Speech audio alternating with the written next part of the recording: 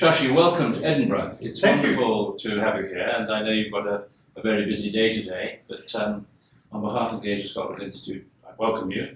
Thank you. Good to be with you, and really good to be in Edinburgh. Well, particularly too, since our mission is to educate and inspire people of Scotland, future leaders, tomorrow's leaders, to understand better the broad scope of, obviously, Asia, and within it the importance of India. And I wonder if we could just sort of start off our talk together today by asking you about your book on the Empire and how it seems to have emerged from the debate that you had and won at Oxford University. That's right. People are used to people making speeches about their books, but here I wrote a book about a speech. What happened was that I participated in the debate of the Oxford Union, which was on the theme that the students chose, Britain owes reparations to her former colonies. Yes. I really wasn't much of a reparations man myself, feeling, I think, justifiably that any sum of money that could be payable would not be a credible amount, because how do you put a value or quantify in financial terms, enormous damage done by centuries of colonial depredation. But then I said, a payable sum would not be credible, a credible sum would not be payable, so why bother going down that route? Yes. Instead, I used the speech to sort of do a balance sheet, as it were, of colonial damage in India. And when this was posted on YouTube some weeks later, it surprisingly went viral and millions of people watched it. With the result that my publishers called and said, you need to write a book on this. I said, for God's sake, everyone knows this already. To which his answer was, no, they don't, because if they did, your speech wouldn't have gone viral. Which seemed to be irrefutable logic, so here's the book. Excellent. Now, were you surprised by the reaction to your book? Yes. Yes, because, I had studied history in school and college, moved on from the subject, tried to continue reading about it, and I assumed that what I was saying were things that, as the Americans would call it, nationalism 101. This was some of the basic foundational arguments of the Indian freedom struggle. But the truth is they've been forgotten. And they've been forgotten perhaps because people thought they didn't matter anymore, since it's now been 70 years since independence, and partly perhaps because they weren't paying attention in class, I don't know. Yes. But it has widely raised a sense of unfamiliar knowledge having dawned on people, and that did surprise me. I found myself saying to young people in India all the time, if you don't know where you've come from, how will you appreciate where you're going? Yes. You really do need to have a sense of what your country's past, recent past at any rate, was all about. And the same could be true, I suppose, of what British people, and here we are Scottish people, are taught in schools, raised on G.A. Henty and Kipling and other things like that. There isn't a knowledge of the things that you have written about in your book. I'm afraid not. And in fact, you mentioned people like Henty, who I fear is no longer very much read, but certainly all these gauzy, romanticized television soap operas extolling the glories of the British Raj have painted a very false picture of what the real experience of the Raj was like for those at the receiving end, as it were, of the stout British boot, to quote the name of an ode published in Punch magazine in the 19th century. The fact is that the stout British boot weighed rather heavily on the rest of us, and our experience, or the experience of the victims, is simply not known. As you've spoken earlier today, people were asking questions about why it was that the Indian population and its leaders didn't unite against British, well, first of all, the East India Company and then British national rule. Why is that? Well, the British were lucky with their timing. They came in as the Mughal Empire was disintegrating. There was a couple of attacks on the empire that sort of dealt it its death blows. The former governors of the provinces had become de facto semi-independent potentates, and they could be picked off one by one. So it wasn't as if Britain conquered the might of the Mughal Empire. It conquered it in bits and pieces and expanded over.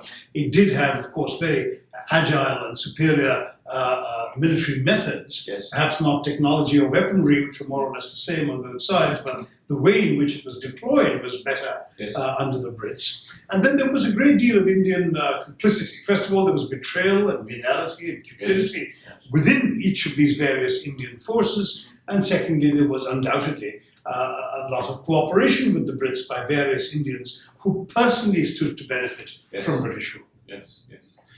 As we were talking earlier today, we didn't get on to famines, we didn't really get on to the manipulation of the economy, both of which were connected, of course. Tell me a little bit about that. Well, the famine story is a rather sad one because it really, there have been droughts in the past, but people have rallied around and helped the victims. Yes. And famine deaths, if any, were very, very few and far between in the past. But the Brits, you see, approached famines, whether in India or in Ireland or anywhere else, with a set of principles. Yes. They were very much people who did things by the book, as it were. And so they said, number one, thou shalt not give charity, because charity encourages idleness. Remember the workhouses of Charles Dickens' day? So this was very much a deeply entrenched British view. Don't give charity. Secondly, the laws of the market must prevail. Yes. If you want to buy grain from places where there isn't enough of it because of a drought, but you need the grain for the bread baskets of London, you go ahead and buy it, drive the prices up beyond the reach of the starving, but it doesn't matter, that's the laws of the market. Adam Smith would have approved, or so they thought. Number three, Malthusian principles. If the land can't sustain the population that's trying to live off it, then people must die. That was the third principle. And the fourth was Victorian fiscal prudence. Thou shalt not spend money thou hast not budgeted for, and thou shalt not budget for a famine. So the result was a systematic series of decisions made in successive famines, which cost lives unnecessarily, and which were enforced with utter cruelty. I recount one incident I came across in the Orissa famine of the 1860s, 1866, in which a Mr. McMinn, who out of the kindness of his heart wanted to give some food to a starving man, was ordered by the British on pain of deportation to stop doing so. So this kind of thing was just unfortunately very, very nasty. And as England itself became more enlightened in the later part of the 19th century and the British public started demanding more decent behavior, the government of the British government in India very reluctantly authorized workhouses, work camps. But as has been demonstrated by British researchers, the rations they provided to these poor souls working to keep body and soul together were lower than the rations that Hitler gave the inmates of the Buchenwald concentration camp before sending them off to be gassed. So it really was quite inhumane.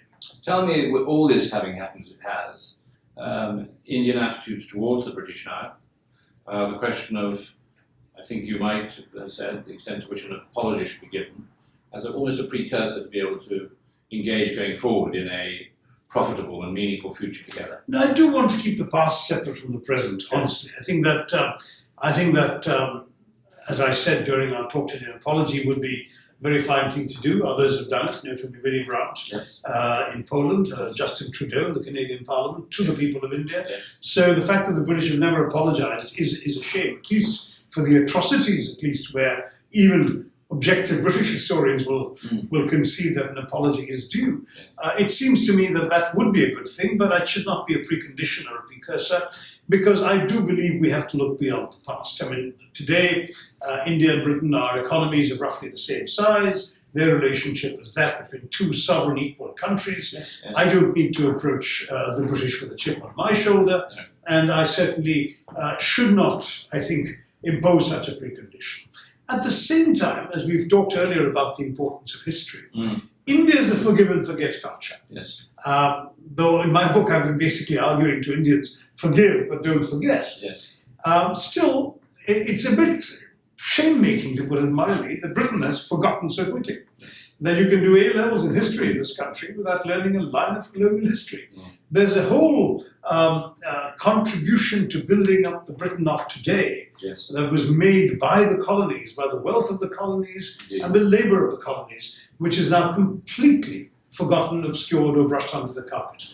And I think for all of these reasons, it behoves, it would be good for Britain, let's put it that way, if Britain woke up and took a look at its own history whole, rather than for India to sit around saying, you need to apologize.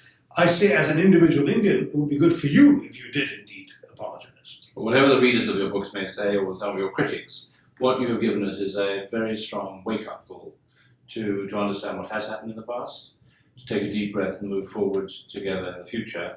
And as I said at the beginning, since our role here is to educate and inspire tomorrow's leaders in Scotland, I think your talk and your book have gone a very long way towards doing that. So, Shashi, thank you again very much. for all that you've said today. Thank you, Roddy. I have a slightly mischievous passage in the book in which I talk about how Scotland, before the Act of Union, Yes. failed at its own attempts at colonization in Central America and so on. The Darien Panama, scheme. Darien, all of Yes. that. And then by joining England in the Union, Yes. India was opened up to the Scots. Right. And though Scotland was, I think, something like 7% of the population of Britain at the time, it was about 20% of the British presence in India. Scots did very well, the jute factories of Dundee and all of that. And the result was that it seems to me, and this is the mischievous part, that when India left, the bonds of the Union began to fray. You may well be right. Thank you. Anyway, good to be here in Well, Scotland with you. Thank thanks you. a lot. Thank you.